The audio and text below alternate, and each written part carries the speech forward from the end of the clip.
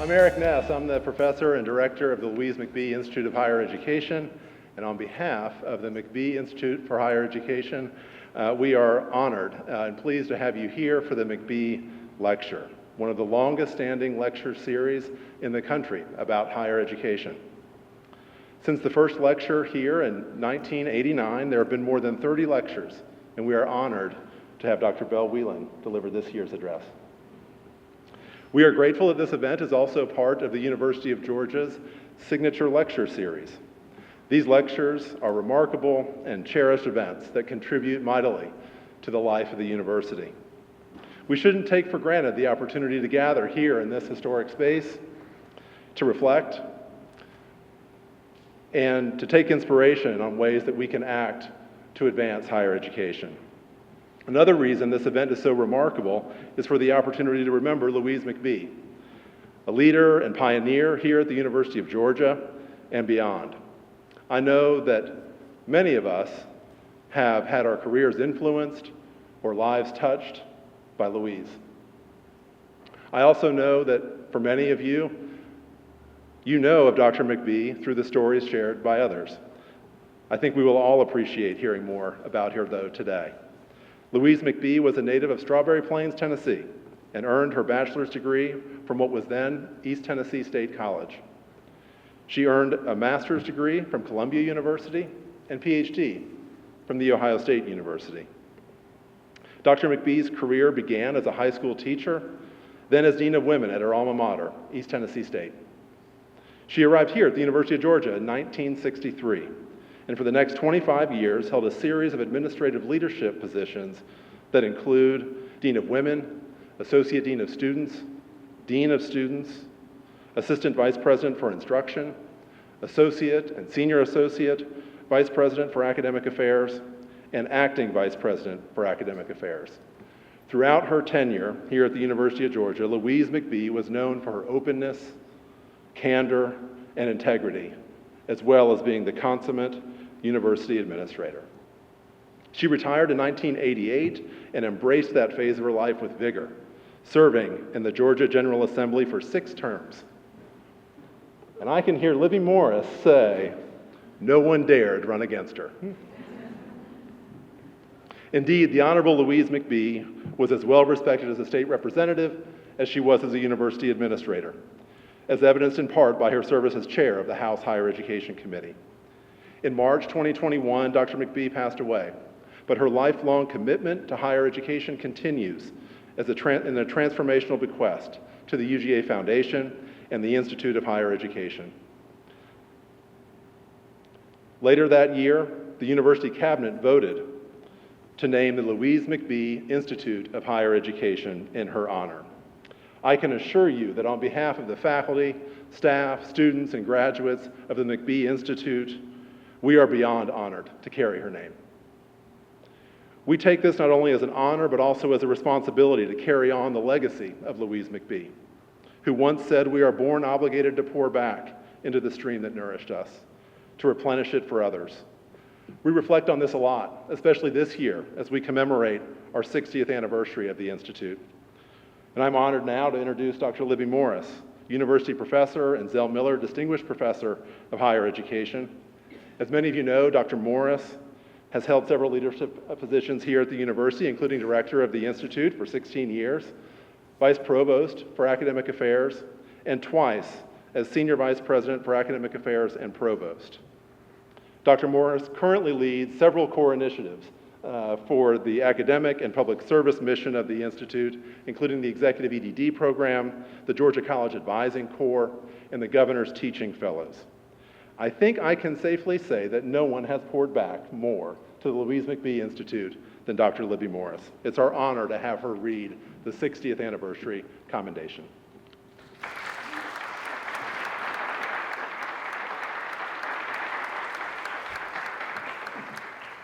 Thank you, Dr. Ness. I appreciate those very kind remarks. By the Governor of the State of Georgia, a commendation. Whereas the Louise McBee Institute of Higher Education has served the University System of Georgia, other state entities, and the people of Georgia with distinction in the development and improvement of higher education. And whereas the McBee Institute has further provided commendable public service to Georgia institutions through the Faculty Development in Georgia program and the Governor's Teaching Fellows program by offering instructors expanded opportunities to enhance skills and pedagogical insights. And whereas the McBee Institute promotes access to higher learning in Georgia through the Georgia College Advising Corps by providing high school students with personal mentorship and admissions advisement by recent college graduates. And whereas the efforts of the McBee Institute faculty, staff, and students have contributed to outstanding outcomes for Georgians and to the broader economic development of the state. Their diligence, passion, and selfless dedication to advancing higher education and student success have had a profound impact on our state. And whereas it is an honor to commend this institute on their 60th anniversary, now, therefore, I, Brian Kemp, Governor of the state of Georgia, do hereby commend the Louise McBee Institute of Higher Education. In witness thereof, I have hereunto set my hand and caused the seal of the Executive Department to be affixed this 23rd day of September in the year of our Lord, 2024. Signed, Brian Kemp. Please join me in thanking the McBee community, including faculty, staff, students, alumni, and loyal supporters like you, for their contributions to our achievements over the past 60 years.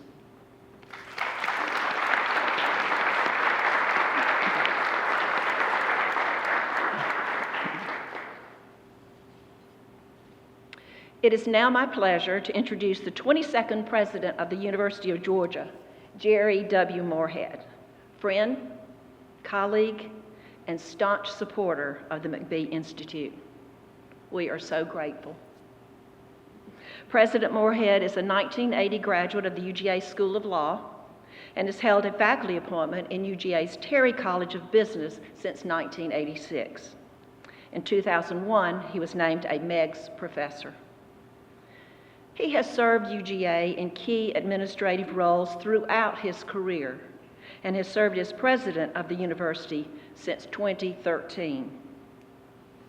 President Moorhead serves as a member of the National Football Foundation Board of Trustees and is co-chair of the University Leadership Forum, a national initiative led by the Council on Competitiveness devoted to university-led economic development.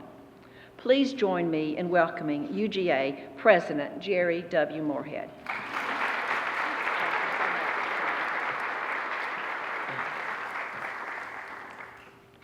Well, good morning, everyone. This reminds me of a classroom where all of the students are sitting in the back of the classroom, but we do have a few A students over here in the corner.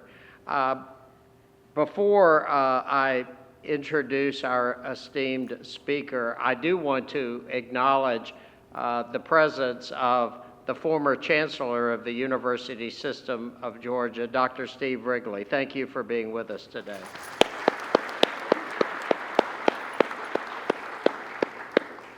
And this really is a very special occasion to not only celebrate our speaker, but also to celebrate the 60th anniversary of the Louise McBee Institute of Higher Education.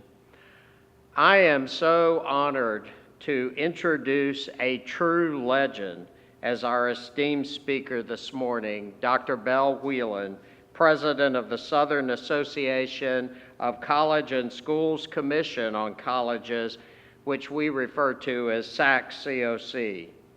Much like the late Dr. McBee, President Wheelan's career has been defined by her dedication to improving higher education and her unwavering commitment to providing students with transformational college experiences. Throughout her decorated career, she has consistently been a trailblazer in higher education. In 2005, President Wheelan became the first African American and the first woman to hold the highest office at SAC-COC, overseeing the accreditation of roughly 780 colleges and universities that enroll more than 5 million students. Under her visionary leadership, President Wheelan led the implementation of the accreditor's first strategic plan, launched the annual Summer Institute Professional Development Seminars, and introduced the Small College Initiative that focuses on accreditation challenges faced by small private colleges and HBCUs. Before her time at SAC-COC, she served for 28 years at colleges in Texas and Virginia, holding positions that range from being a faculty member to being a chief student services officer to provost and president. Additionally, from 2002 to 2005, President Wheelan served as Virginia's Secretary of Education. She will be retiring next year, and she will leave behind a remarkable legacy defined by countless contributions to higher education throughout her storied career.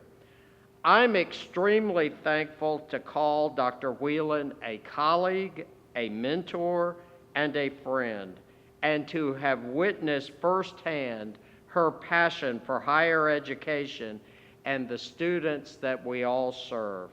I'm also very grateful to her continuous support of the University of Georgia and our critical mission in higher education. It's truly an honor to welcome you to campus today to deliver the Louise McBee Lecture. Please join me in welcoming Dr. Wheelan.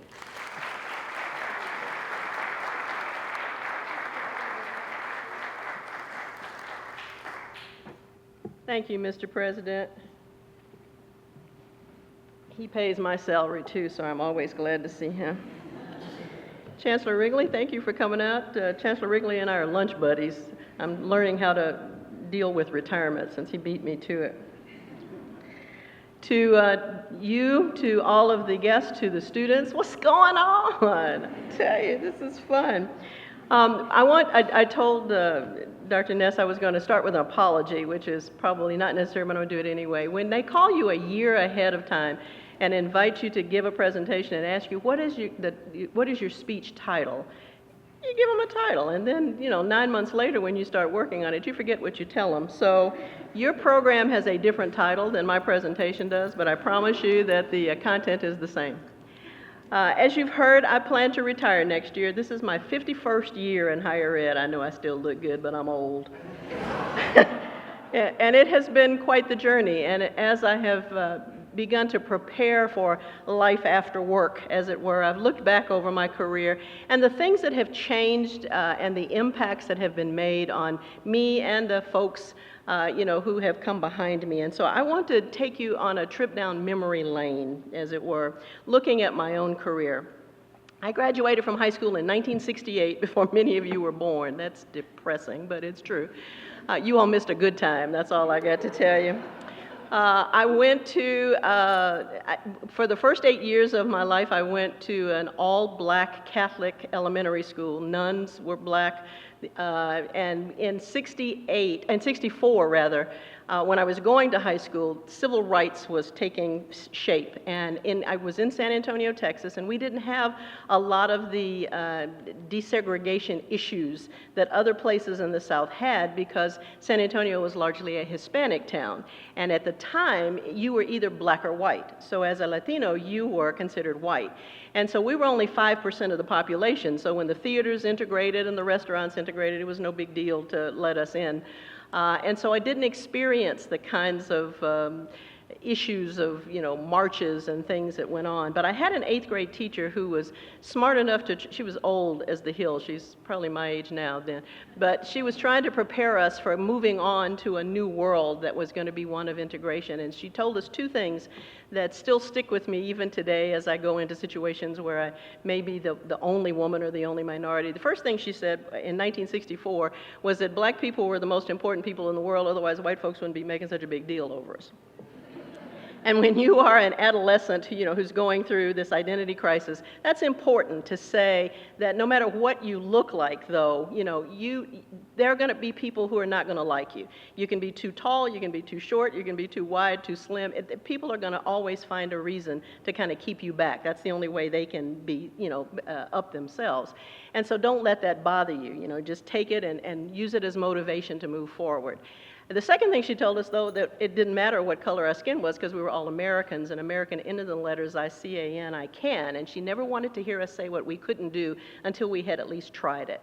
So that gave me motivation to say no matter what these folks are going to throw at me, I'm going to be cool. So I went traipsing over to the only co-ed Catholic high school in the city, and in my freshman class there were 5 of us.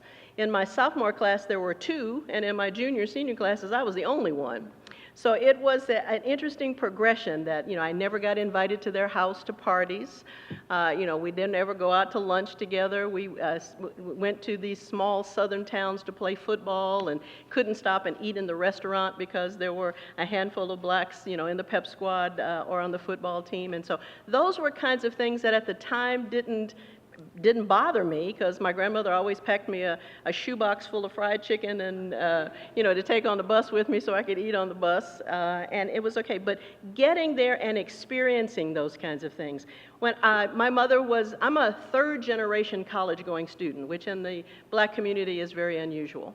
My mother had her master's degree, her uncle had a medical degree. And so there was no question that I was going to college, it was just a question of where. But I never got counseled to go to college. Most of my classmates got married right out of high school, the girls did, or the guys went into business for their families. And so there wasn't a lot of talk about it. But I took the SAT, and at the time there was a dot or a question that said, if you were a Negro student, because in 64 we were still Negroes, or 68, my grandmother was colored, my mother was Negro, I'm black, and my son's African American, so it's hard to keep up. But at that time, we were still Negroes. And it said, if you are a Negro student and want your scores on this test considered by the National Scholarship Service and Fund for Negro Students, then fill in the circle. When Sister Anselm looked at me, I shook my head. She never read the directions out loud because I was the only one to whom it applied. And we just went on. And so my scores got sent, and Trinity University in San Antonio sent me a letter of acceptance without me even applying. That was special to me. I didn't have to leave home. I couldn't afford to live on campus, but I was there till midnight every night anyway, so I just as soon had done that. But that was part of my high school upbringing. We had nuns there. They were all white at that point. We even had a priest who would come give marriage classes to us my senior year because, again, most of the students got married right after. It was interesting because the rest of the South was dealing with desegregation, but we were just kind of moving along, undeterred. So then I get to college, and it was a brand new experience. Everybody was Dr. somebody. They were like close to God because they had all this knowledge and they had these titles, and they didn't have notes, they just lectured. They were these sages, from whom you just absorb all this information. They weren't real technologically savvy, though, because we only had overhead projectors at that particular point. Some of you don't even know what that is, but you check with the Smithsonian, you can find one, I'm afraid. We had VHS tapes, that you put in to play movies and stuff. They still used mimeograph machines, and the students used to love it because you could get a contact high just from the ink that was on those particular machines. But more importantly, I was involved in the conversation in class. They actually took time to learn our names. You could not hide. The classes were very small. And so, you had to be prepared while you were there because otherwise they knew exactly who you were. They had very high expectations of students. This was not necessarily different, but you felt it more from the faculty at the college than you did in the high school. The nuns were there, you know, and it was kind of their job to move you on and make sure to prepare you for life. With the faculty at the university, they were there to impart knowledge and to make you a better person and to get you to a point where you wanted to contribute more to the universe. That was why we went to college at that particular time. The students who were there were expected to go to college. They had gone through a college prep curriculum, you know, and so it was understood that you had been preparing to get to college, so you're going to go on to college. We created study groups with something brand new because, again, being the only black in my junior and senior classes, I didn't have anyone with whom to study. I had to study by myself. So now we've got these study groups that are going on. Oh my goodness, I get to share my information and learn from other people. There's a novel concept. Students were very self-directed. You know, you had to be. There was nobody there to help you. You just were forced to move on. And the good news for me was it was mostly men who were in my classes. You know, this was good. When I got to Trinity, I was 16 years old, so I was rah-rah. I was just excited to be anywhere at that particular time. And I did try out for cheerleader, and I won. I was the first black cheerleader that Trinity ever had. I tell people that was many years and many pounds ago, but it is true. And I have been cheering ever since, I guess, in one shape or form. But it was interesting because there were 2,000 undergraduate students at Trinity, and 25 were black, and 24 were men, because they were athletes. I had a blast. It was wonderful. Except they wouldn't pay me any mind because I was jailbait, because I wasn't of legal age, you know. So I have a lot of big brothers who graduated from Trinity that I still am friends with, but it was still a nice learning experience to be in their presence. The faculty, in 1974, when I became a faculty member, I pulled upon my experiences from Trinity. You didn't have college prep courses that taught you how to be a teacher at that time. You just kind of, you know, flew by the seat of your pants, and what you liked when you were growing up, you emulated, and what you didn't like, you didn't. So it was very interesting because I left Trinity and went to LSU, and I was at LSU when David Duke was a senior. And so they had Klan rallies up and down the street in Baton Rouge when I was there. This was culture shock for me. I didn't know what was going on. But they also had streakers. It was quite an interesting dichotomy of activity going on at that time. So I was in a doctoral program at the time and was tutoring students in my classes, and they would get A's and I got B's. And when I went to speak with my major advisor, whose name happened to be Dr. Kuhn, which I thought was also very interesting, he told me there wasn't anything they could do for me other than give me B's. So I learned at that particular point that, you know, you're going to have to work very hard to give me less than a B. And I accepted my B's, and I got my A in my thesis because you either got an A or you didn't get anything. And I left because my mother took ill. I stopped the doctoral program at a master's. Well, in 1974, we didn't know a whole lot of things you could do with a master's in psychology if it wasn't in clinical. But I could teach. And they had two community colleges in San Antonio at the time. One had been the predominantly black institution, and the other had been the predominantly majority institution. So I went over to St. Philip's because I knew everybody over there. They had gone to school with my mother or church with my grandmother, so I went bopping over there. And the chairwoman of the psych department was a white female who said, "We have one black woman working for us. I don't need another one. Go try SAC." So I went to SAC. They didn't have one. They hired me on the spot. So opportunities, you just kind of never know where they're going. I didn't get upset about it. She was very honest. I appreciated, you know, the reason didn't have anything to do with my qualifications. It had to do with the fact that she had her quota at that particular time. So I went to SAC, and I think, Dr. Moorhead, I'm the only person in the world that started their career at SAC and will end it at SACS.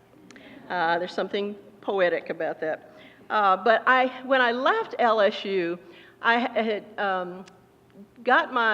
defended my thesis on a Friday, packed a U-Haul on Saturday, drove to San Antonio on Sunday, and went to work Monday morning and taught 18 hours of courses I had never taken, from books I had never read. And I was 22 years old, and I walked in the classroom, and everybody thought I was a student. You know, they want to know, when is the teacher coming? And I kind of had to admit, well, you're stuck with me. It was one of the more interesting experiences because the students in the class ranged from 18 to 65. And I'm sitting here going, what can I teach a 65-year-old, you know? So it really was a learning experience for all of us. I did recognize that the technology was just a little different. We eventually moved to 16 millimeter tapes and to computers at that particular time, but it was still the sage on the stage kind of mentality when I started. I began, however, to incorporate student input into what I was doing because that's what I had learned at Trinity, where the faculty actually had high expectations of students, and so I should have high expectations of my students. Looking at the culture of what was going on at the time, the desegregation kinds of things were still very much alive. Given the San Antonio population of still being largely Hispanic, I had a young black woman who came to class one day in little pink rollers. Some of you will remember those. They're a little soft. Some of you have no clue what I'm talking about either. Go Google it. And she had her headscarf on, but I took it upon myself because I felt that it was also my responsibility to help her grow and understand the perception that others had of the way she carried herself. And so I wrote her a note. She was taking a test. I said, Bonnie, I hope you take this in the spirit in which it was given. When one African American does something well, he or she's the only one who gets credit for it. But when one of us messes up, we all get painted with that same brush. So I need you to take some time next time and take those rollers out of your hair. And she could have sued me. She could have come and raised holy hell. Instead, she thanked me for saying that. So part of me also has been to reach out to help others understand the perception that others have of us when we may not recognize it. I was fortunate enough to have folks in my life who did that for me, and so I have felt that that's gone on. And so when you talk about Louise, I think about, you know, the fact that as a role model, it is important and was important to her and is important to me to set a good role model image going out there. I did lecture, learned to lecture, learned to read all those books, but incorporated class participation in it because it was important to me that I get to know the students. Here I am, 51 years later, I still have former students who will call or email me to let me know what it is that they're doing. And that's something that is special and lets you know that when you go to work every day, people really hear what you're saying and know that you care. The students in 1974 were similar to the way we were, but still a little different. A large number of the students I taught were academically underprepared. I taught at a community college, and so many of the students were older. They had forgotten all that math and English and stuff that they had taken, and so here they're back trying to hold down a family as well as work, as well as go back to school. They were still a largely male population, but it was an older population and increasingly minority population, which for colleges at that time was a very different thing unless you were in a minority serving institution. And so they were trying to adjust to being there, and the faculty were also trying to adjust to having them there. I remember one of my colleagues once, every time Monert talked to me, he'd ask me something black. You know, did you see Good Times last night? Did you see Leontine Price? You know, and it's like, yeah, I did. I said, but I also saw the San Antonio Symphony, and it was like, oh my God, that doesn't fit the mold. What am I supposed to do with you? And so part of my role ended up educating the co-workers that I had as well as the students that I had, because when you are the one and the only there, people come to you and ask you, you know, what's the opinion of everybody who looks like you? And I was very quick to tell them, I don't speak for every black person, I don't speak for every woman, I'm just telling you my own perception based on my own experiences. Many times those students were the first in their family to go to college. That number has increased over the years rather than decreased over the years, which surprises me given how long my career has been, and you would think over 50 years that we would have fewer people who are first-generation college-going students, but the numbers are still very, very high as undergraduate students. That means then that they have little support at home because nobody at home has been to college before, and they don't know what those students need as students to be able to help them survive. So they have limited college survival skills when they come to college. And that's one of the reasons that it was always important to me, especially when I was a dean of students, to make sure that students went to the lectures and they took advantage of the workshops and they took advantage of the support system that was in place for them so that they could be successful. They were much more technologically savvy than the faculty at that particular point, and I don't think that has changed yet today. As a matter of fact, the older I get, I still call my son, and every time he'll go, "Mom," I said, "Reg, I taught you how to eat with a spoon, so bear with me here as you're helping me get through this technology mess."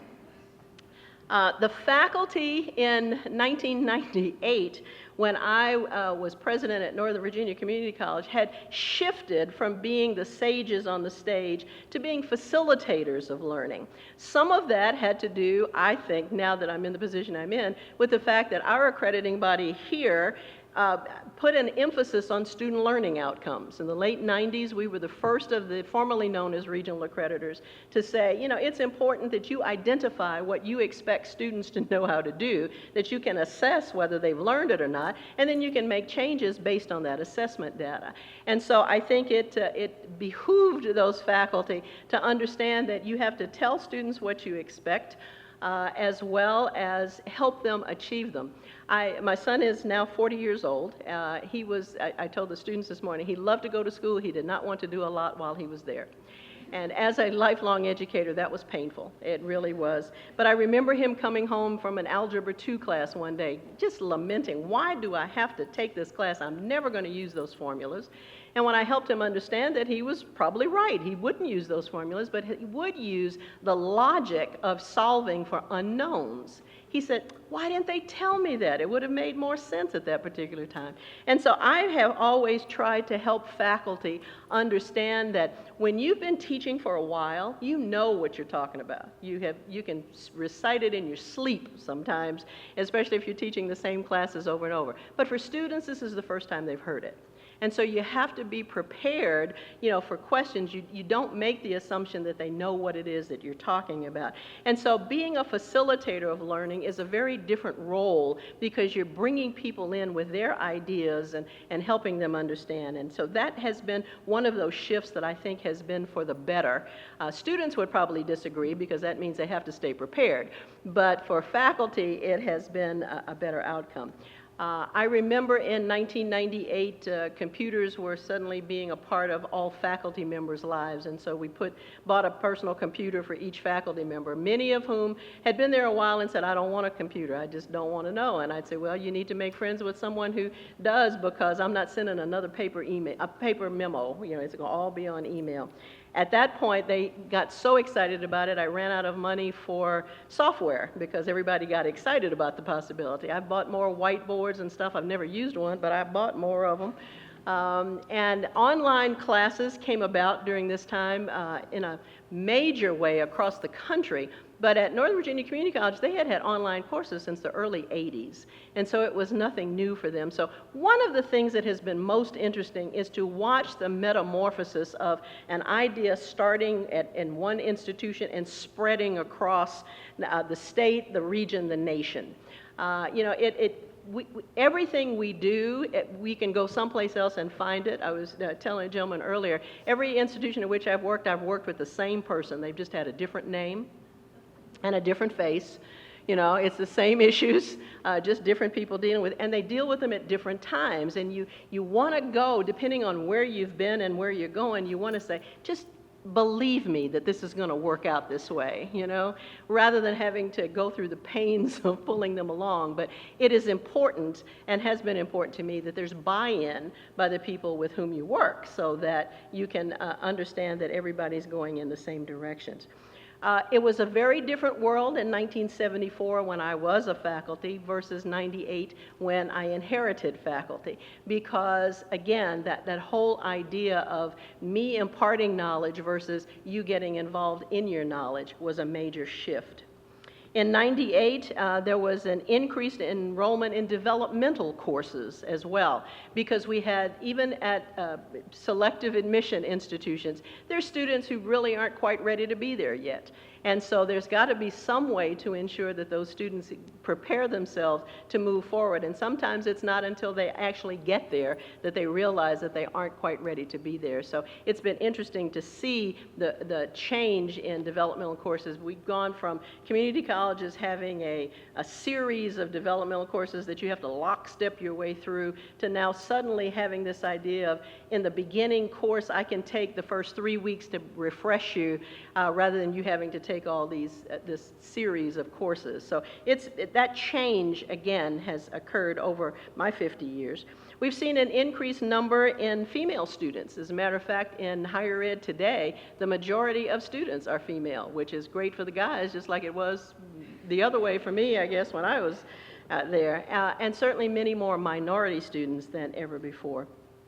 There are, as I indicated, still a very large number of first-generation students, which I think is wonderful, but it still creates some havoc for those students trying to understand where they fit into the world of higher ed. The dependency on technology obviously has changed.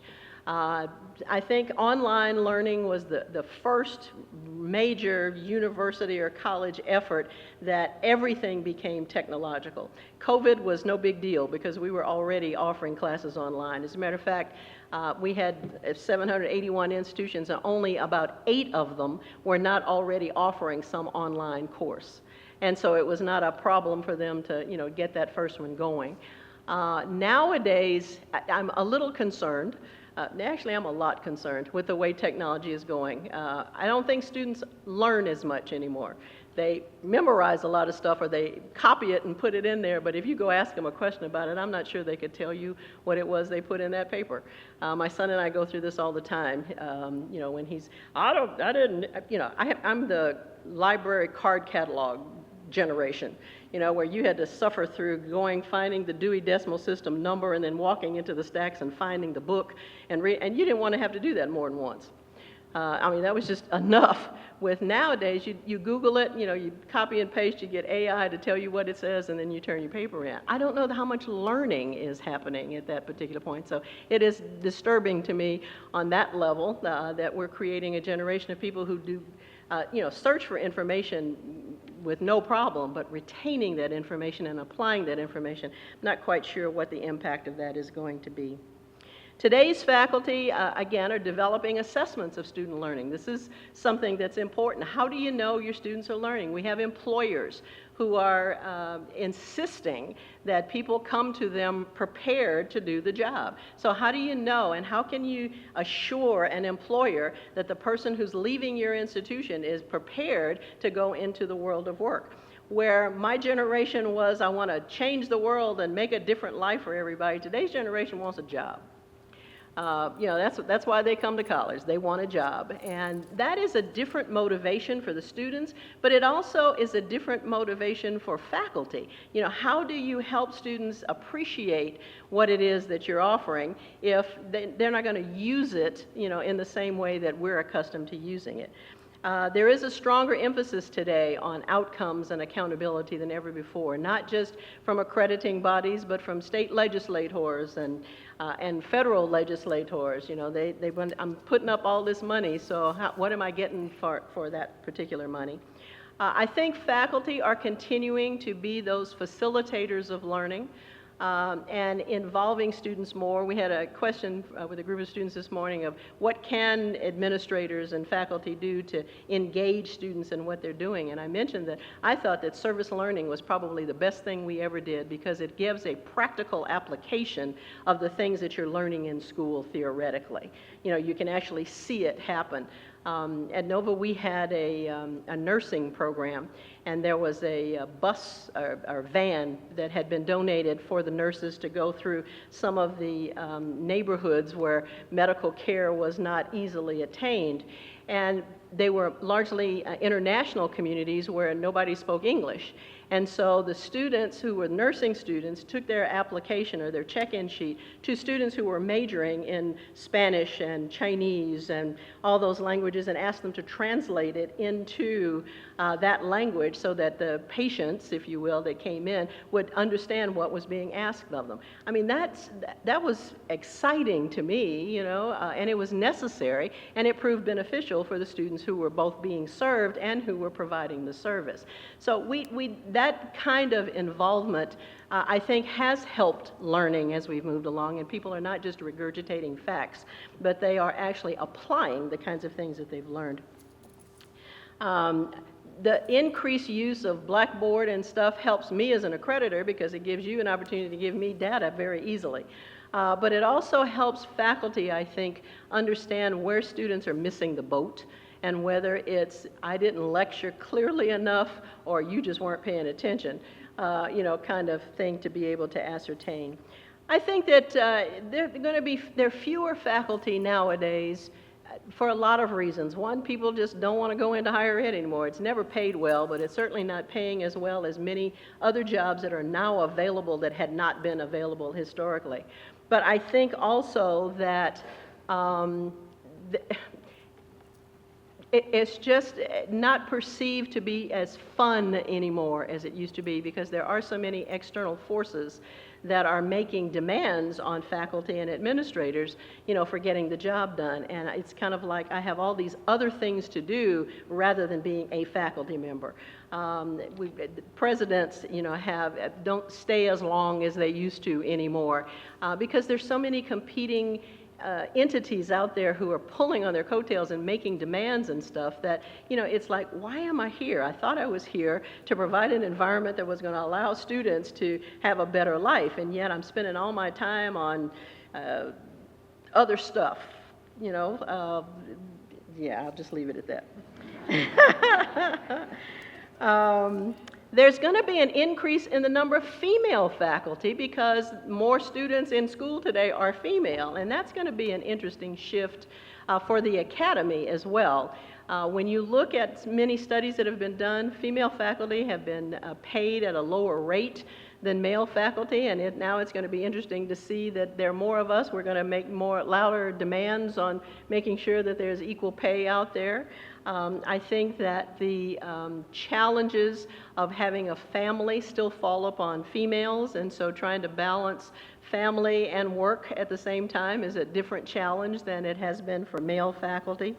I think that COVID helped some, believe it or not, because it gave people an opportunity to stay home and still do the kinds of things that needed to be done, and we found that we really didn't have to be on campus all the time, and we could still communicate with our students. Not sure the impact of that yet. We have many more students who are exhibiting mental health issues than ever before, and as a psychology major, I think some of that was because of the lack of interaction that people had, having to be at home and not being able to be around people. I don't know. I'll leave that to the scholars to do that. I'm a practitioner, not a researcher. But I think that having the opportunity to continue to do the kinds of things and meet the expectations that are out there has and will make a difference. Students today are, again, largely minority. The Hispanic population is still growing faster than any other population in our country, and so you see many more of them coming into school. Again, the majority are female, and not just the all-women's institutions, but it's not unusual to have a student population of 55-60% female in a co-ed institution. I don't know what your numbers are, but I'm sure the guys are excited, whatever it is, Dr. Moorhead. Bigger change now is that our senior institutions are seeing more and more part-time students. That's unusual for a four-year college or university, and they're not quite sure how to plan for that sometimes. putting a course schedule together and getting students to graduate in a reasonable amount of time when they're only coming part-time is something that community colleges have dealt with forever. And we've tried to explain to the federal government that when you're looking at a 4-year graduation rate, you're not getting a true picture of the institution, because you may have 100 students out of your freshman class who are full-time, first-time full-time students, and yet you're, evaluating the effectiveness of those institutions based on 100 students when they've got 3,000 in that freshman class. It doesn't compute. I'm not a math major, but even I know that doesn't work. There is a greater focus on employability skills. We're talking about micro-credentials, for example, and how the workforce programs that community colleges have had in place for a very long time are now spilling over into the senior institutions, that many of them are offering micro-credentials so that students can come and get their feet wet in a particular major, get into a job field, and then come back periodically so that they can finish that degree and move up in their particular jobs. That is not how our senior institutions were started, or probably anybody would want them to stay. But that is indeed happening because, again, the focus of why you go to college is very different for students nowadays. They go because they want a job and not so much to, again, make a difference in the universe. There is a greater participation in online classes. You see many more degree programs that are online. I know even here at the Institute, you have remote programs that people can do. It's the convenience of it. Some of that is an enrollment strategy on behalf of the institution, I'm sure, but most of it is because you have to go where the students go. That has not changed over my 50-year career. Trying to meet the needs of students wherever they are has always been the focus of higher education. And so if that means bringing them to campus, that's great. If it means providing online instruction, that's great. If it means going to the local civic center to have courses where people can gather. That is the one thing that I have always appreciated about higher education, is that it has been there for everybody when they've needed it. The external factors impacting higher ed have changed a little bit over time. In the 60s and 70s, we were looking at civil rights legislation, and the Higher Education Act was initially passed during that time, which identifies Congress's role in higher education. A volatile time at that time among people who lived within our own country. In the 80s and through 2000, we went from decreases in state funding. When I first went to Virginia, 70% of the cost of a student was picked up by the state. Now it's less than 10%. Yet their demands have not changed.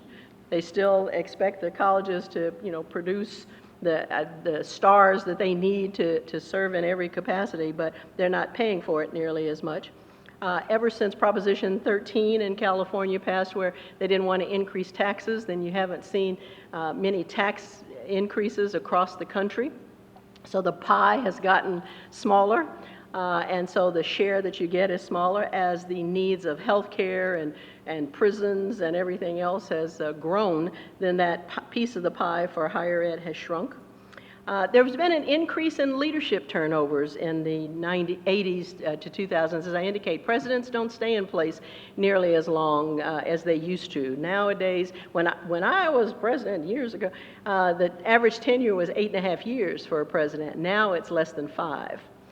For a lot of different reasons, largely because I think of all those demanding pulls that they have. You've got alumni, you've got current students, faculty, and staff, then you've got alumni, you've got legislators, you've got donors, and they all want a piece of you, employers. You get burnt out, I think, a lot quicker than perhaps we used to. In the 2020s, we've got an increase in the state and federal legislators telling institutions what to do. I often tease and say anybody who's driven by a college thinks they can run it better than the people they hire to run them. And they've all got an opinion on how to do it better. We have seen attacks is a good word, on freedom of speech, on the right to assemble, and everybody trying to tell the president how he or she needs to set up the rules and regulations on their campus to make sure that that happens. They want you to have free speech, but they don't want you to, only if it agrees with what they want. And it's just crazy, to go from the marches of the 60s where they kept you separate if you were on different sides, but both sides were able to legitimately argue their points and protest their points, to now, well, it's only got to be one. If you're going to protest this one, then we don't want you to have it. That's an untenable situation. The decreased birth rate has also impacted enrollments. We had lots of students, possibly, when I first joined the faculty in '74, and now we struggle to get students sometimes, especially in the undergraduate level, because there just, first of all, aren't as many. We stopped having babies in the same numbers that we used to, and so the population is not available. And many colleges and universities are now starting where they had separate colleges for adult students historically. Now they're actually actively recruiting them so that they can have students in the particular institution. The FAFSA fiasco did not help during this past year with trying to get students financial aid and the information out to them. There's just these, I don't know if we're moving too fast and we're not getting things done or what it is, but there just have been a comedy of errors over the last 10 years in trying to meet the needs of everybody. We are in a very rapidly changing environment all the time, not just technologically, but just in general. And so trying to keep up with it maybe has created some of those factors that have impacted it. I admire you, Mr. President, for hanging in there through all of this. Because I'm sure there are days when it's not fun anymore. And trying to make sure that students remain the focus of what it is that you do every day while still trying to balance this other stuff has got to take a toll. And so congratulations to you and your administration and faculty for still remembering that students are the reason that you're here first. If we have a moment, and I think we have two, I'll gladly answer any questions that you might have, because I don't know what the future holds.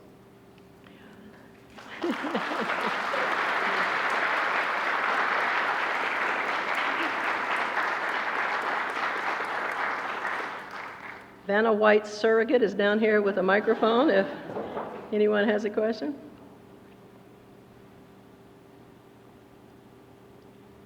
There's one all the way in the back on this right side.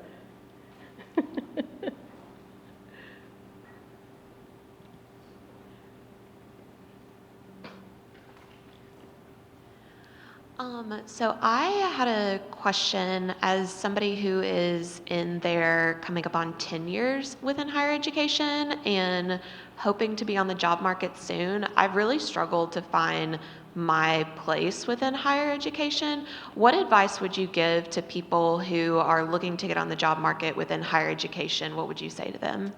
Well, the first thing you have to do is to decide what you want to be when you grow up. You need an ultimate goal and then work your way that way. I have found with my own son, he thinks he can start at the top. He's got and it just kind of doesn't work that way. And as long as you're going to apply for a job with old farts like me, you're going to have to work your way up. We're not going to let you just come in the top door. But I think having the end goal in mind is important so that you can know kind of what career path to take. You should try to determine in what part of the country or world you want to live and learn about that particular environment, and then identify people in that environment who can tell you what's going on, where the opportunities are, whether there's an internal candidate you have to beat out, all those kinds of things. Most importantly, you have to prepare yourself academically if you're going to stay in higher ed. And so that doctorate is still the union card. There are a lot of institutions that are hiring people more today than ever before based on the issues that are happening at that institution. And so you see a lot of lawyers who are being hired because of the litigiousness of what's happening at that institution, especially in unionized environments, somebody who understands the contract negotiations, they can go in and do that. You have some who hire marketing experts because enrollment is down and they need to be able to come in, just for whatever's going on. That's not the way presidents or vice presidents were hired in the past. You came up through the academic or student services side of the house and moved up. So you have to keep that in mind as well. But I think getting yourself prepared academically, figuring out where it is you want to go, knowing what your ultimate goal is, and then looking for opportunities that will lead you that way. I went from faculty to president in 7 years, which was very much a fast track. But I was in an environment where integration was just getting to Virginia, which is where I moved up quickly. They didn't have a lot of women or a lot of minorities with doctorates who were mobile, and so I said, I'll do it. So you have to take advantage of those opportunities. Probably the thing that worked for me most was letting people know what I wanted, what my goal was, because others can help you get there when you can't always see, your way there. So letting people know that this is your goal and that you'd like to end up in that particular role, and they'll help you get there.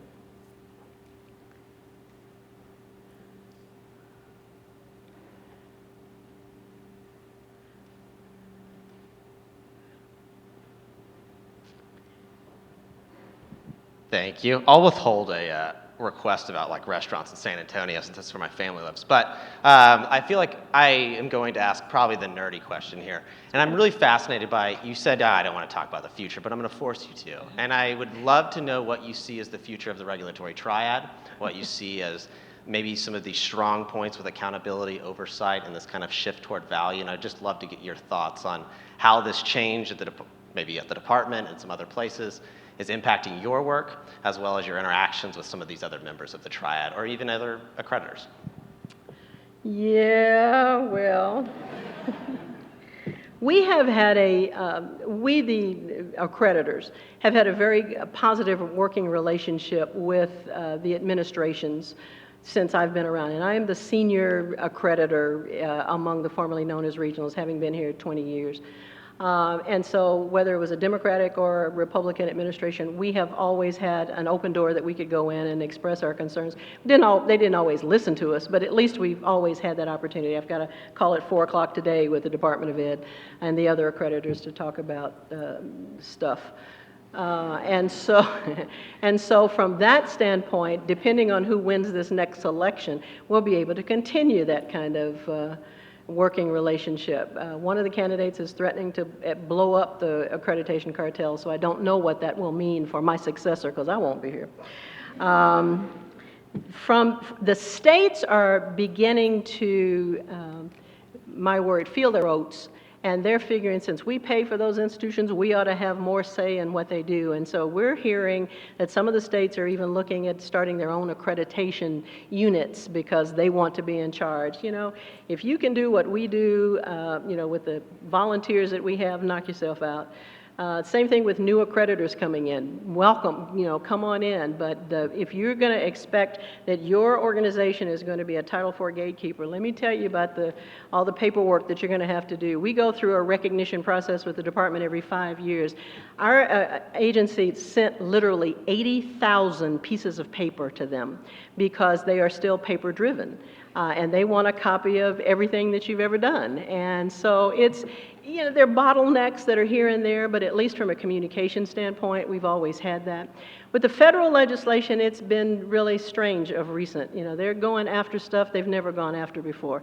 When they were dealing with the Higher Ed Act and reauthorizing it every 5 years, it seemed to go a little more smoothly. Now that they're doing it in pieces, it's like I want to take this issue and this issue and this issue, and there's not the same level of direction that there has been. I don't know that that's going to change. Again, I think the election will, whoever's in Congress is going to impact that. While the House just passed a bill saying that accreditors could not force an institution to follow DEI rules. We don't force institutions to not follow state rules. We know you live in the state, and you get their money, you got to do what they say. I'm not going to force you to live. So where'd you get the idea that you have to tell me not to? It's just crazy. I don't have an opinion on that otherwise. So it's going to be different. I mean, there's just no doubt about it. It will be different. I just don't know what direction it's going. My watch says we have 2 minutes. No, I was looking at you to take up those 2 minutes.